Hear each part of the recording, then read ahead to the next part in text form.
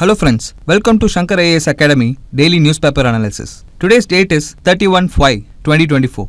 Displayed here are the list of articles that we are about to discuss today. So without much delay, let's get started. Before we start our discussion, there are two important announcements. First is, Shankar IAS Academy is coming up with All India Prelims Mock Test. It is completely for free. And the important dates to be noted here are 2nd June 2024 and 9th June 2024. For registration purpose, a QR code has been provided here. Please scan it. And if you have any query, please don't hesitate to contact the number displayed here. And for your ease, the link for the registration purpose has been shared in the pinned comment below. And the next announcement is TNPSC Group 4 State Level Free Mock Test is going to be conducted by our Shankar IAS Academy on 1st June 2024. The timing for the test is 9:30 am to 12:30 pm and it is completely in offline mode. Please scan the QR code here to register for this test. With this, let's get into our discussion. Let's first start our discussion with the previous year question analysis. Look at this 2080 prelims question. How is the National Green Tribunal different from Central Pollution Control Board? The National Green Tribunal or NGT has been established by an act, whereas Central Pollution Control Board or CPCB has been created by the executive order of the government. The National Green Tribunal provides environmental justice and helps to reduce the burden of litigation in the higher court, whereas Central Pollution Control Board promotes cleanliness of streams, wells and aims to improve the quality of air in the country. Which of the statement given above are correct? 1 only, 2 only, both 1 and 2, neither 1 nor 2. Let us discuss the question before answering. Look at the first statement. See, the National Green Tribunal has been established on 18/10/2010 under the National Green Tribunal Act 2010. This body will effectively and expeditiously dispose the cases relating to various aspects of environment like environmental protection, conservation of forest and other issues like enforcement of any legal right relating to environment and giving relief and compensation for the damages to person and property. Now with respect to the statement 2, the National Green Tribunal's dedicated jurisdiction is in environmental matters, which provides speedy environmental justice and helps to reduce the burden of litigation in higher courts. On the other hand, the principal function of Central Pollution Control Board, which administers Water Act 1974 and Air Act 1981, it aims to promote cleanliness of streams and wells in different areas of the state by prevention, control and the abatement of water pollution and to improve the quality of air and to prevent, control and abate air pollution in the country. So the correct answer to this question is option B, 2 only. With this, let's move to the next question.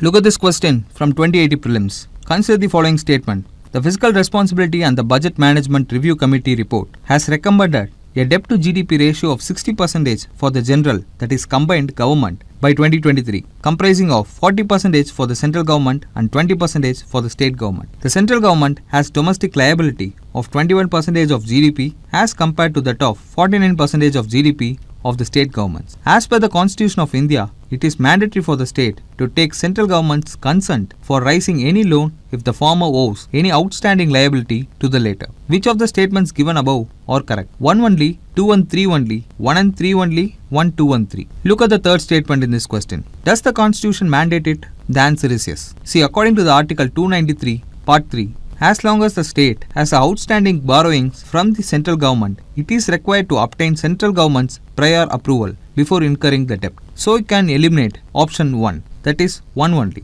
So you can eliminate option A, that is 1 only. Now coming to the second statement, this statement is actually incorrect because the central government has a domestic liability of around 46.1% of GDP in the year 2016 to 2017, whereas state government's liability increased to 23.2% at the end of March 2016. See, the Fiscal Responsibility and the Budget Management Review Committee, chaired by N.K. Singh, submitted its report on January 2017. The committee suggested using a debt as a primary target for fiscal policy. So it fixed debt to GDP ratio of 60% should be the target with the 40% limit for the center and 20% limit for the state. And it also stated that the target of debt to GDP ratio should be achieved by 2023. Hence the statement 1 is correct. So the correct answer for this question is option C, 1 and 3 only. See, FRBM Act is an important theme for UPSC prelims. So let us revise some important facts about it. See, FRBM Act 2003 came into force in 2004. Its main aim is to maintain the balance between government's revenue and government's expenditure. This is because the government borrowing at the time was too big. Much of the borrowing was actually utilized for the interest payment of previous borrowings but not for any productive purposes. This results in the interest payment becoming the largest expenditure item of the government. This is the reason behind the enactment of such an act.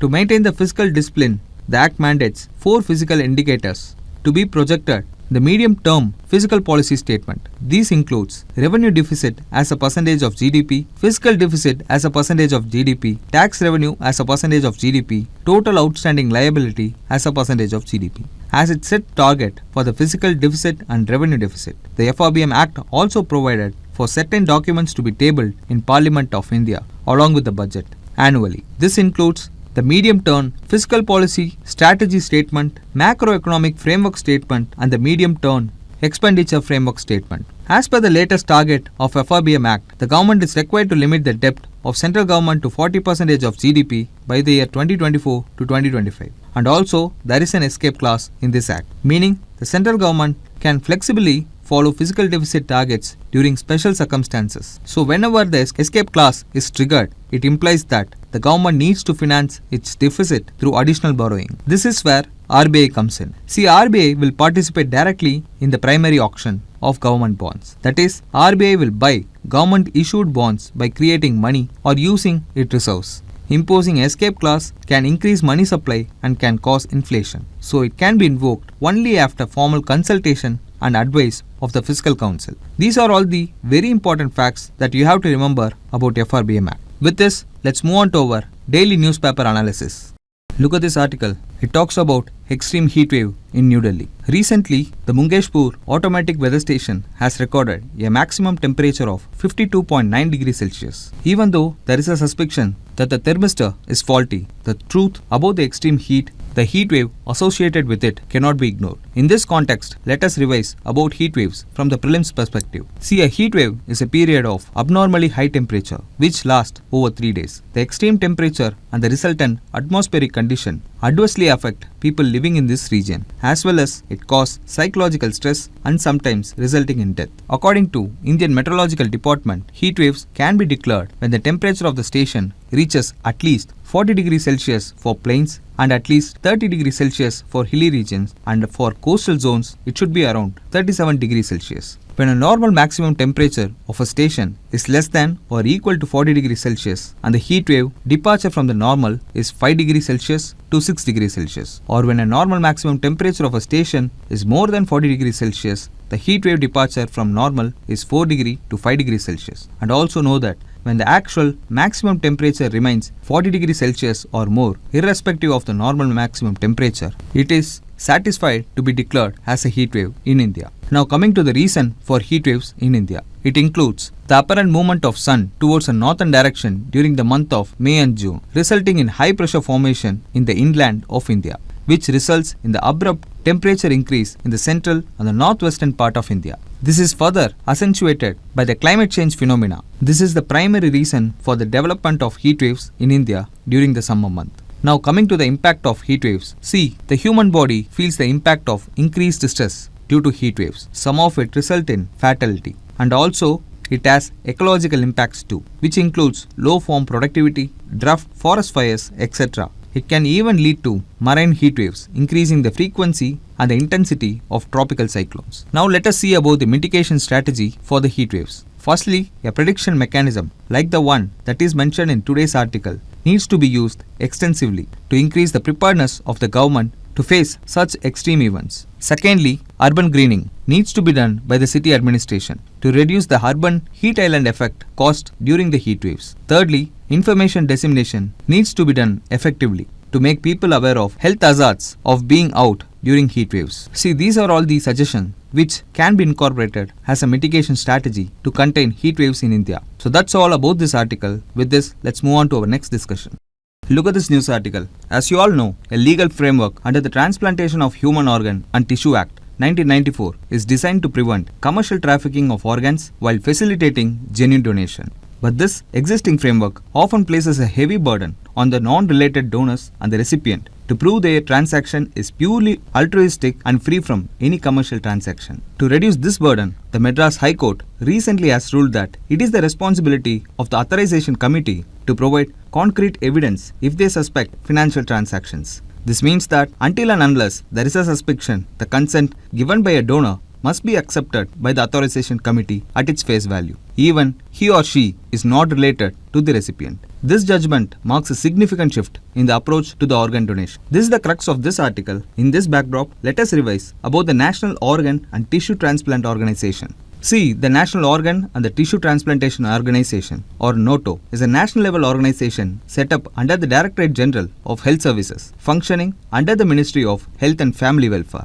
It derives its power from the Transplantation of Human Organ and Tissue Act 1994. Its main mandate is to ensure that the organs are allocated based on medical criteria, urgency and compatibility rather than financial or social status. See, the NATO has two main functions. Let's see one by one.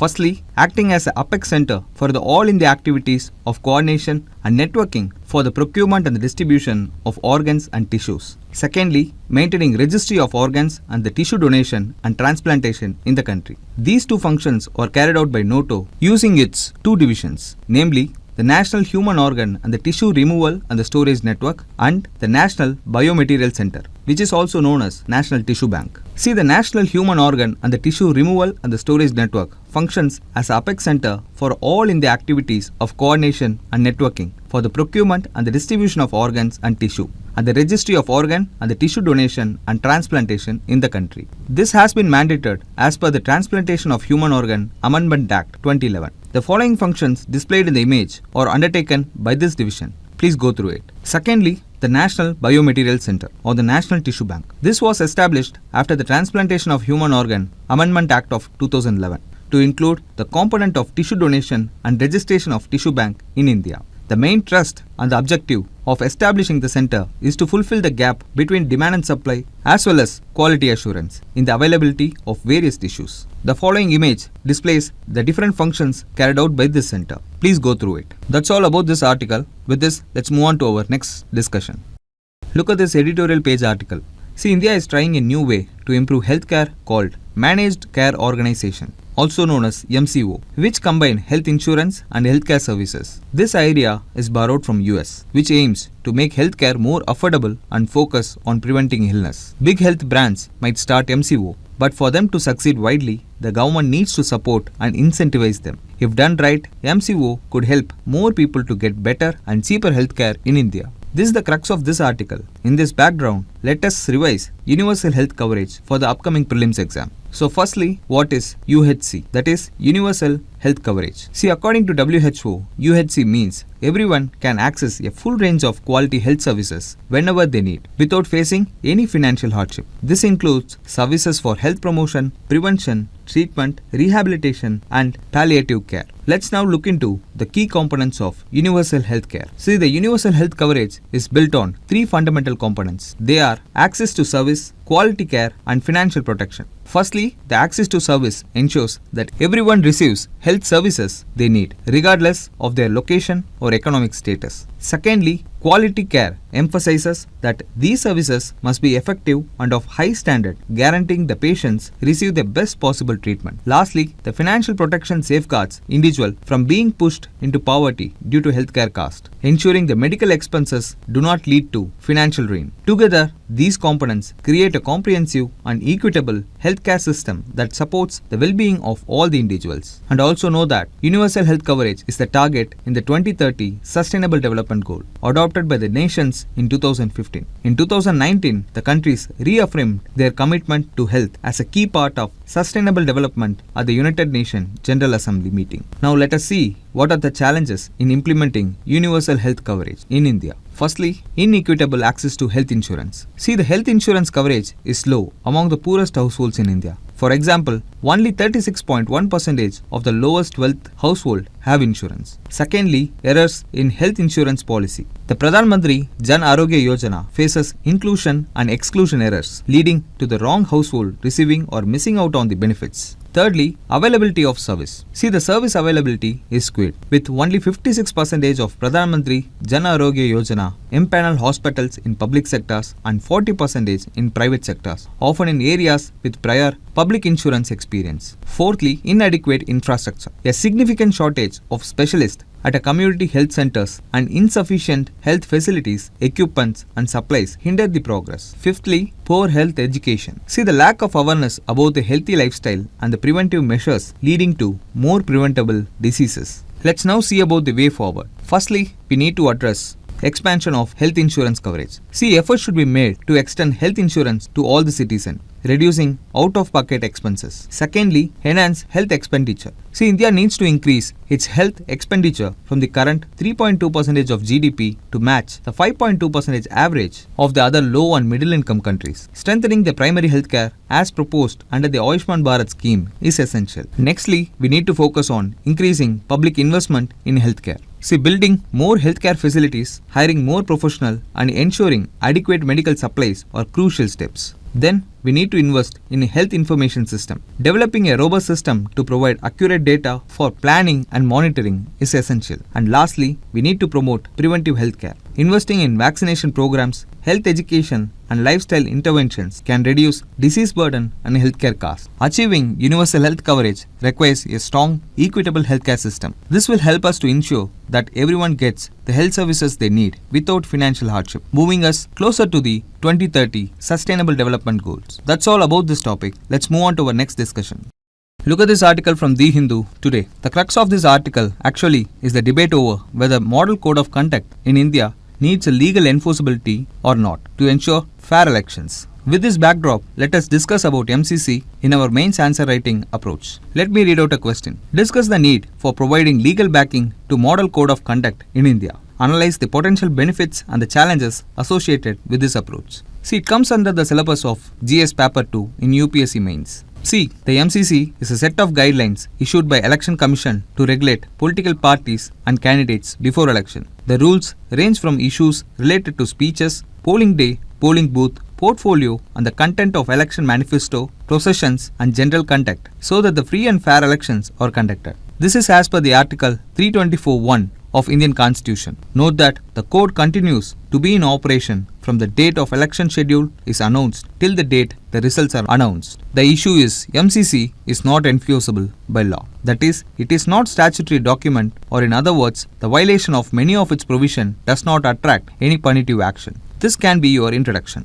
In the main body of our answer, you can separate them into two parts. Firstly, you can write about the need for giving the legal backing to MCC. In the second part, you can write about the potential benefits and the challenges associated with it. You can mention the following points regarding the need for giving legal backing to Model Code of Conduct. Firstly, with the challenges in enforcement. See, the enforcement of MCC is inconsistent or inadequate in various elections, leading to violations like hate speeches, distribution of cash to public, etc. This is going unpunished due to lack of statutory backing. Secondly, with ambiguities. See, certain provision of MCC may be vague or open to interpretation, leading to confusion among the political parties and candidates. This can be solved by the proper codification. Thirdly, with limited scope. Various critics of MCC argues that MCC scope should be expanded to cover a wide range of issues including electoral funding, social media usage and hate speeches, etc. Fourthly, with timing issues. The MCC comes into effect only during election periods, leaving room for misconduct outside these periods. Moving forward,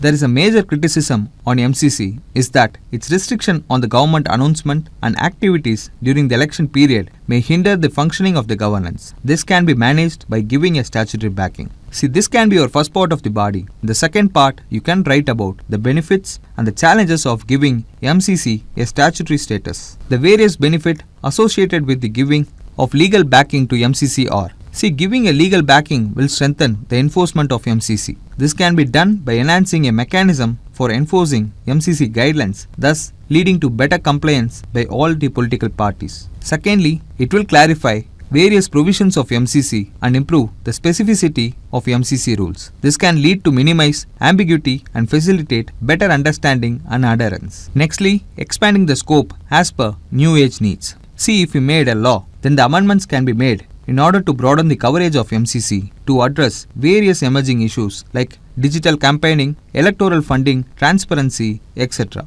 Though there are various benefits, there are challenges associated with it. See, there is a threat of delay in enforcement. See, Election Commission of India opposes legislation of MCC, citing a need for swift completion of elections within approximately 45 days. It says that making a legal enforcement is actually impractical due to the lengthy judicial process. Secondly, despite being a pact among political parties endorsed by the Supreme Court and enforced by Election Commission, MCC is not toothless. The Article 324 of the Constitution empowers the Commission, allowing it to act in the absence of specific law. But the practical difficulty is the reluctance of Election Commission to use its power and the various allegations of biasness, etc. This can't be solved by giving just a legal tooth to MCC. This can be a body part of the answer. Now moving to the conclusion part, we can write like this. The Model Code of Conduct is the cornerstone of democratic election, ensuring fairness, transparency and integrity in the electoral process. Its success hinges not just on the regulation themselves but on the collective commitment of political parties,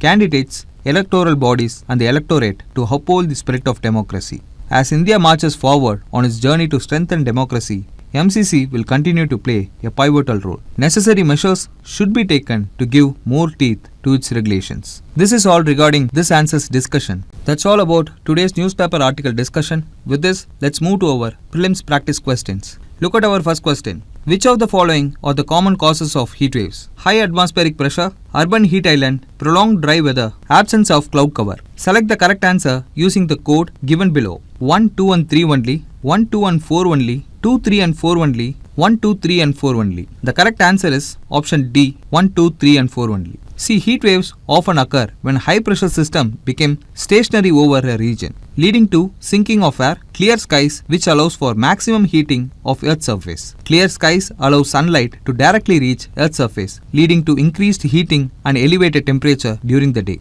This means the statement 1 and 4 are correct. See, the statement 2 is also correct. Urban areas can become significantly warmer than the rural surroundings due to human activities, buildings and reduced vegetation contributing to the heat wave condition. Similarly, the lack of rain and the dry condition can reduce soil moisture, making it easier for the temperature to rise and stay high over a period. So the statement 3 is also correct. Let's move on to our next question. Look at this question. With reference to National Organ and the Tissue Transplant Organization, NATO, consider the following statements. It is a national level organization set up under the Directorate General of Health Services. It created Organ Transplantation Affinity Group (OTAG) in collaboration with World Health Organization. Which of the statements given above is or correct? Option A 1 only, option B 2 only, option C both 1 and 2, option D neither 1 nor 2. See, the statement 1 is correct, whereas the statement 2 is incorrect. In 2021, the Department of Health and Human Services Secretary Besira established Organ Transplantation Affinity Group, that is OTAG, to improve organ donation, procurement and transplantation in United States of America. So the correct answer to this question is option A, 1 only. That's all about today's discussion, friends. Displayed here is the today's mains practice question. Interested aspirants, please do write it in the comment section below. And if you like this video, please do hit like, share and subscribe to Shankar IAS Academy YouTube channel. Thank you.